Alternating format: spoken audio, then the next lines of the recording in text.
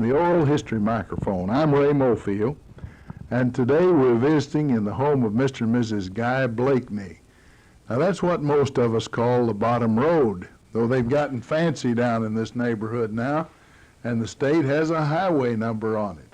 I believe it's 795, and it's beautiful today, and as I caught Mr. Blackney for the interview, he was mowing his yard. Thanks for letting me come. Yeah, I'm glad to get you to come. As you said a moment ago, we've known one another for 40 years, but I never really had formally met you, I don't suppose. No, that's right. But I knew you mighty well. I started work at the radio station in Paducah, and I believe you said you listened to some of the ball games. Well, my wife told me before I left that she and Phyllis went to school together at Murray State. I went over and after them one time, I remember, brought them down, they come home. And I remember that. Yeah. I was raised up with her daddy, now, you might say. Before we get started on you immediately and get your age and your family and so on, are you kin to Clarence? He's my half-uncle. Well, I've known him for a long time. He's a Southern Harmony singer. Yeah. Well, Mr. Blackney, were you born in Marshall County? Born in Marshall County, right up the road here, about 2 miles in a little log hut. It's gone now. A log That's where house. I was born, yeah. You should have run for president. They say it helps if you were born in a log house. Yeah, wonder I hadn't froze to death. I was pretty small. The 27th of November, 1901, I was born. It's pretty cold weather, and that log cabin wasn't very warm, I said. I don't imagine it was. The houses we lived in, my dad rented various places. I remember were not very warm. We just had fireplaces. Yeah. And you never heated too much on those houses. Were relatively open. And with a fireplace, my mother's legs were mottled in the winter, and all the neighbor women's legs looked that way. They got hot enough that it did something to them, kind of baked them. This was a big room, just one room, and then they'd put a side room on it. They had the kitchen and stuff, and it was a fireplace. What was your father's name? His William Edward Blackney is his name. And your I mother? called him Ed. Yes, sir. My mother was a Story, Dovey Story. And her mother was a Starks. Yes. That's how I'm kin to the Starks. Reuben and the one that I was telling you about, Jesse? Was brothers to my grandmother. Well, when I was growing up in Hardin, there was an elder of the Church of Christ at Hardin by the name of Jesse Reuben Starks, no doubt named after these two men that you're speaking of. Yeah, one of them went to Memphis and the other in Montropolis over here. Of course, they've been gone for years now. How many were there in your family? Well, I've got 2 sisters. One's passed on when she was an infant. Norma, and you may know her, Kerner. Yes. Lives up the road where I was raised, about 2 miles up the road. And Reba Phillips is my sister.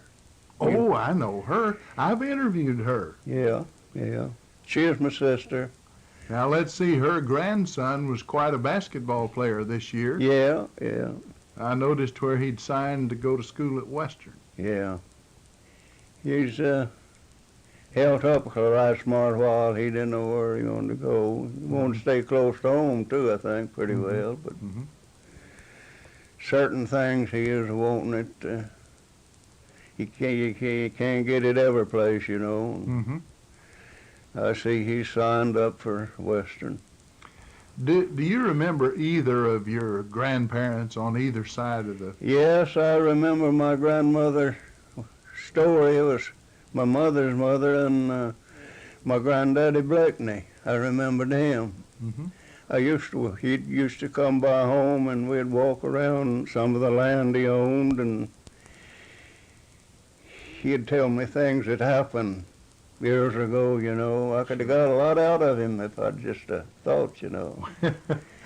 You know, I've often wished that I had had enough historical interest when I was young. My great-grandmother Edwards, Hal Edwards' mother, Polly, lived to be 104. And I was 13 when she died. If I'd had any sense, I'd have recorded a lot of those stories she used to tell, but now I've forgotten them. Yeah. Well, my great-grandmother on my mother's side, I used to get her to talking. She was about 94 and she passed away, and I don't know what year it was, years ago. I was a great big boy, but she'd come down and I'd get her started on some of them, you know, and she told me about some bad winters they had, and they'd run out of feed for the cow, and they'd go to the sassafras bushes and pinch the small limbs off and keep their cow living. And yeah. Did you ever drink any sassafras tea? Yeah, I never did like it, though. Dad used to make out of a spring, you know. Oh, my mother thought you had to have your blood thinned. Well, you know, they used to tap people for certain things of blood, bleed them, you know. Yes, sir.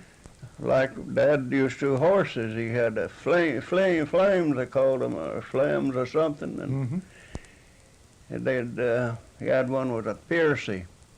And he bled that in every year, looked to me like a gallon of blood. He'd tap him in the neck with that. Yeah. And it helped out on it. I remember reading in history that, you know, now they tend to give people transfusions, but the doctors bled George Washington. He had pneumonia and it killed him. Yeah. Of course, they didn't know they'd killed him. That's just the best they knew at that time. Yeah. He'd been better off if they'd been giving him blood instead of taking it. But medical science has learned over the years, some things anyway. Yeah, I've been kind of down and out with diarrhea for the last few days. I went to the field and got me some medicine. I'm taking it. It straightened me out all right. Taking some herbs. I remember my dad digging, now let's see, what did he call it? I've forgotten now what it was, but it was some plant that he'd get in the field, and you'd chew that, and it would cure diarrhea. Yeah. Well, this is what an old man told me about this. I use it. It works. I've used it, and I always got well. I don't know whether I'd gotten well if I hadn't done anything or not, but it seemed to work. Yeah. Yeah, the plant looked a little bit like goldenrod, but Yeah, that's what it is, goldenrod. Yeah, you take those large, there'd be some kind of a purple-like root. It's awful bitter. Yeah, it is bitter. But after all, I remember when we had malaria. Yeah. We had to take quinine. That stuff was bitter, too. I've taken a lot of quinine. Well, if I'd taken a cold, my dad would give me quinine, put me in bed, wrap me up, and I'd sweat it off. You know, I'd be a lot better the next morning. Yes, sir. But these doctors don't like that nowadays. No, I guess not. Well, they think they have better remedies. But you know, sometime I've been reading recently, every now and then there will be a story come out and it'll say so-and-so worked. A recent one that I read was that Grandma was right. Chicken soup is about the best thing you can eat, red hot, when you got a cold. Yeah. They don't have anything that'll cure it anyway, so that makes you feel a little better. My dad used to make lemonade as hot as he could drink it. Go to bed, drink a lot of that. Now they say vitamin C helps you, and of course that's citrus. Well, you were born not too terribly far from where you're living now. Yeah, it's 2 miles exactly. All right.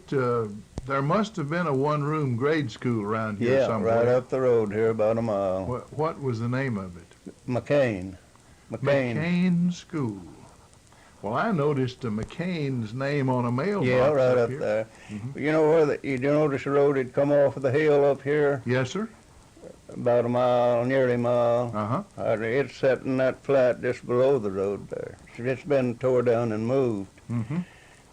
They sold it, so somebody tore it down. It had good lumber in it. Hadn't been up there too long. Have you seen the new location of No, I haven't Bridgetown? been over. I got the picture of it here. All right, do you remember any of the teachers you might have had over the years? Yeah. I don't think of it. There's not many living now. Probably. Virgie Thomason over here. No, your teacher. Your teacher's not very Yeah, Virgie Thomason. Now, she taught at She Bridgetown, taught did it gigs.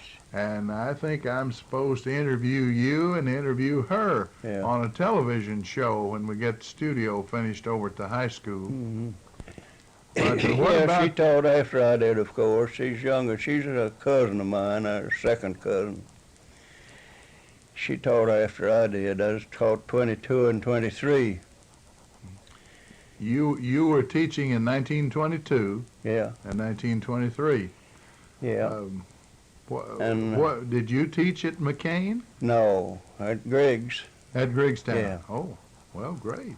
In that building that they moved. Mm-hmm. It hadn't been that long, well, 15, I believe it was built in 15. Yes, sir. And McCain was built too, and there's another one built at Oak Valley up there. The same year, I think. They was all built the same year. I forget how much they got for building them. My carpenters got a fella from around Oak Level. Jarvis built the McCain up here, and then I think Jess Cawthon built the Griggs. Now, I don't know who built one at Oak Valley. Probably less than $500, probably. Yeah, I think it was. Right smartly. Mhm. They built it in a hurry, though, and they used good stuff. There's good buildings in their day. Many of those schools where they could find it were located near a spring. Did McCain have a spring or a well? Well, Had a well. well, I know one over toward Brewers was called Hale Spring, yeah. and I've seen that years ago. I had a well here at McCain, too. It was out of the bottom there. It kind of had a bad taste to it, but we got used to it. Yeah. We had to drink whatever they had then. Called it slough water. You don't happen to remember your first teacher, do you?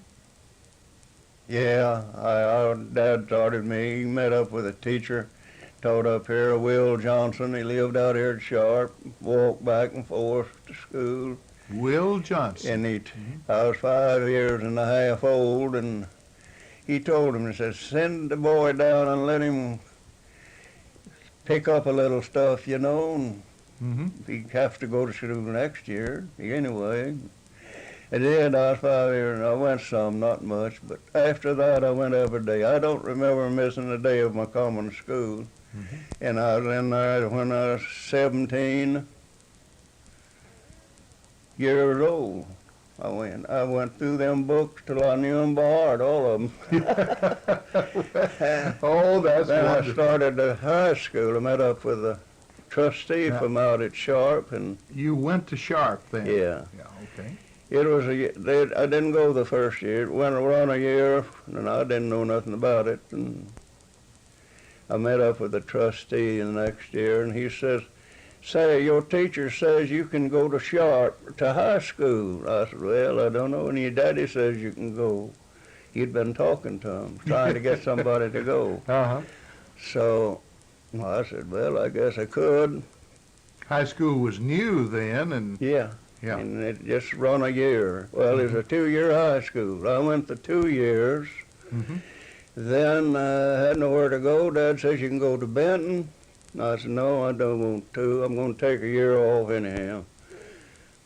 So I did. I went to wheat harvest. Started, but they had so much help out there, they turned me back, and I Now, did you go to the Dakotas or Kansas? Kansas. Kansas, okay. And I stopped back in St. Louis. I had an aunt there, and I stopped there. I wasn't going to come home. You'd seen the world. And I got a job at the electric plant over there where my uncle worked. And so something happened, I don't know. I got sick and had the chicken pox, I believe it was. So I didn't go back to work there. He said, why don't you go down to a Moeller Barber College? And said, I know a barber here making good money. So I went down there and went through that. And so I barbered some, and I come back the next year. It was a 4-year high school. Mm-hmm. So I went back to finish. And well, I didn't aim to. That other year, I didn't aim to. My dad says, why don't you take the teacher's examination and teach school this year? Well, I did. I'd taken it and got my certificate to teach school, and I was late the last examination, and all the school had been taken up. I tried my cracking counting. Also, I went to the wheat harvest, but I didn't do nothing out there. And I come back and started school again, and I missed a year, but I finished that year. Mm-hmm. I just went 3 years to high school. You're glad you did. And Harry Peters was superintendent. You remember him, Harry Peters? I've heard that name a lot. Yeah, Yes, sir. yeah. You know, he was state superintendent here a few years ago. Uh-huh. I remember that. He said, I ain't going to sign these papers. You come over to Benton and go to that, they had a big guy come in from, I don't know where it is, Wisconsin or somewhere, a college man, to teach us, you know, teach us instructions and all, and says, you go to that and then I'll sign your diploma. So I did. Then I went and finished up that year. Now, you taught when the school was in session. Did you try to make a crop too? Yeah, I was married during the time, and she had a crop, and I had a crop. Well, now wait, how did you meet this lady over here? Yeah, she taught some of me that summer. Went to cutting tobacco. I was swap work in the cut. She'd go. I went to Sharp School. Yeah. I went to Sharp School. That's where you met me. Hmm? You Oh. met me at Sharp School. Yeah, I met her at Sharp School. Mm-hmm. You might say I'd heard of her before that. Was it love at first sight? Well, we had a pretty good round. Oh, that's nice. Now, where did you come from, ma'am?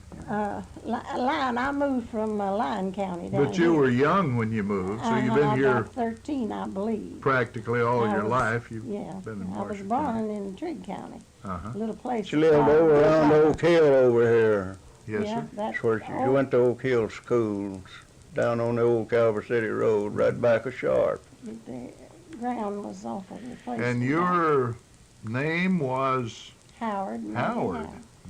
Mattie Howard. Mattie Lewis Howard. Yeah, that's right. Okay. And that's spelled Lewis, too. I was named after the belle of Lyon County. If we live to the 9th of July, we've put up 65 years together.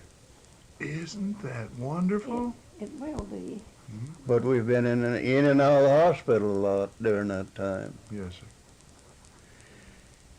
Well, She needs to be there now, and I don't know where I need to be. I can't do much. I'm letting my place run down. That's disheartening, you know. Yes, sir.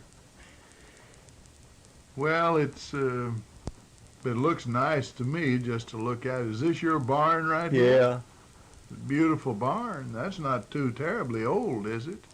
45. Built it in 45. Yeah. I mean, I had to raise it, barn raising. Used to didn't cost as much to get a building put up. Get your neighbors in and put it up, you know. It was put up the next day after President Roosevelt died. We put it up the next day. That was April of 1945. Sometime. Yeah. All right, now you married and you taught school and you farmed, and how many children did you have? Just nowhere. One. Phyllis is it. Okay. Yeah, she's helped us a whole lot. Well, now, did she marry? Huh? Did she get married? Yeah, And she married a ring staff? ring staff. Okay, that had to be from Livingston County. Yeah. That's right. I think she married in about 52, wasn't it? There was a Don ring staff that Yeah, made, her brother to her husband. didn't he? They're all basketball people. Yeah. I believe he went to Cape Girardeau. And they were in the National Small College Tournament some year. I think he may have made the All-American team. He was You know, one of Don, the better people. that one did hold a high score in the playing off of state. They went up there and he made up about 40 points, I Mhm. believe, or Mhm. something like that. Yes, sir. He was a good player, but of course they didn't win that. Now, do you have any grandchildren? Yes, I've got two. I got two. Tommy Ringstaff and Mon Lewis. And they live fairly close to Well, you, so you Tommy's get over at Murray you now. get to enjoy them. See Yeah, them. yeah. Yeah, me and Tommy worked together a lot, and I helped him out a right smart, and bought a place, and he sold it out, and he's moved. He married a girl up at Mayfield, No, Stella. Stella. Mm-hmm. Well, that's between Murray and Mayfield. Yeah. Yeah. And so he's moved back up there now. He works at General Tar. Mhm. He went over to Murray School for a couple of years, and that didn't suit him. He owned a farm, and Yeah. he got that out of his blood, though, pretty quick, I think, when he started for himself. Well, farming is a wonderful life when you look back on it. I revere Yeah, it's- farming, but you know, farmers having a rather rough time these days. It's getting rotten now. You know, I wouldn't like it at all. I just think back when I was a kid, everybody was happy, and it wasn't making much, but I had a good home, and we had everything we needed. Daddy was a good horseman. He kept good horses and good buggies, and I didn't want for nothing. Mm-hmm.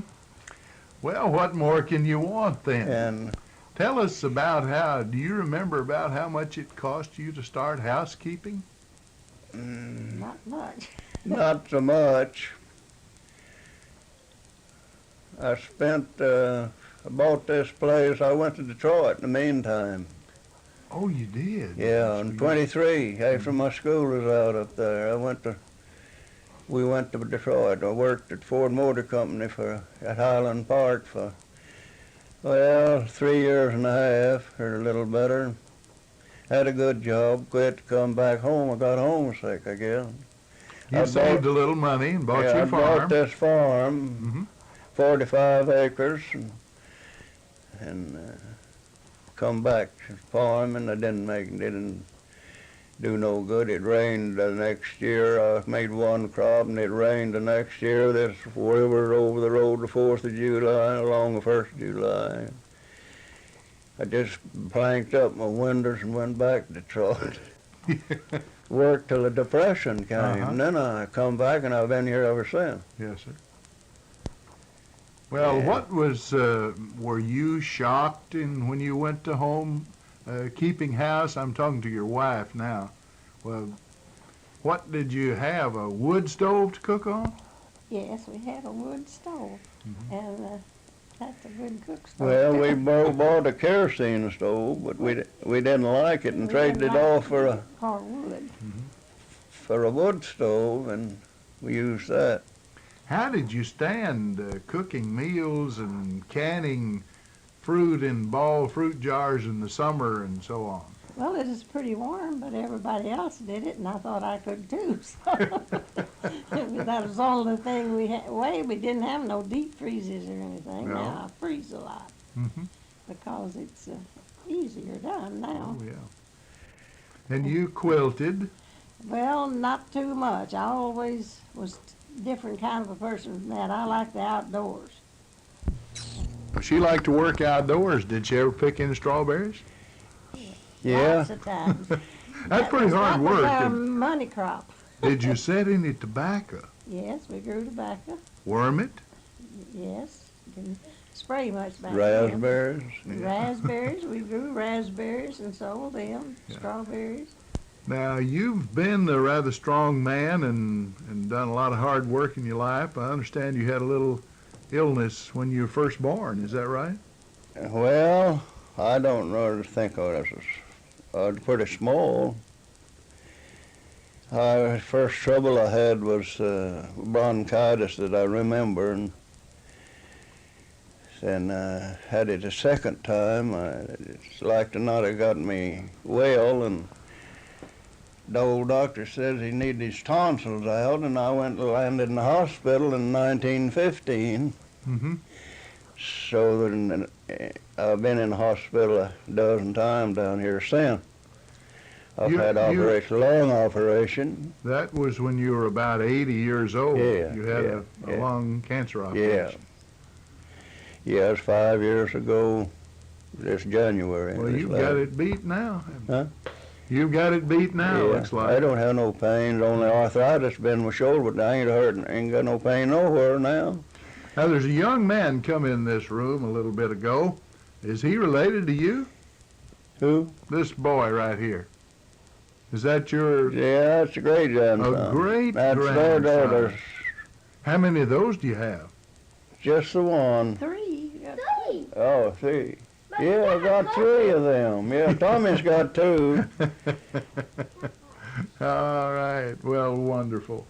Well, you know, we only have a minute or so left. Do you have any big story you'd like to tell? Do you something that was funny or amusing or embarrassing or? No, I don't. Yeah, I had lots of them to happen. But it's hard to think of one right on Yeah. the spur of the moment, I guess. I guess one silly trick I got into, me and my uncle, Cliff Blackney. You've met him too, I guess. Yes, sir. Clarence's brother. Uh-huh. He's 2 years older than me. We was in the bottom of looking at a dry spell, and the sloughs was dry, and we were going to catch us some fish, and we couldn't find any. We started home, and the bottom was full of horses. Dad had a young mule, 2 years old. We worked her that spring, and she was gentle. I said, let's get that mule and ride her out home. And I said, I got her up to a stump. She was gentle. I said, you get on first, and I'll get on behind you. He got on first. I was last of it. He went up in the air. We thought about that a whole lot. Well, we hadn't got killed. I never get on her. No. But I kid Cliff about it yet. Yeah. Very good. Well, I've had a lot of fun talking to you and your wife and your daughter and your... Well, there's a lot of talk about in them old times. You ever see an ash hopper? I saw one at my great-grandfather's. Hal Edwards' one We time. used to have them, you know. You used that to make the lye. lye, for the make lye soap. lye Yep. soap. And then it got to where you made Mary wore lye soap. Well, now, my mother made it that way. She Yeah. bought those cans at the store, Yeah. but my great-great-grandmother made ash out of... Well, I fooled with the ash hopper right smart.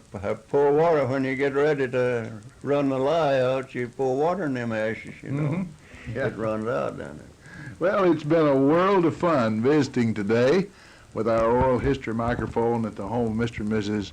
Guy Blackney on the Bottom Road, Kentucky 795. I'm Ray Mofield. We return you now to our studio in Benton.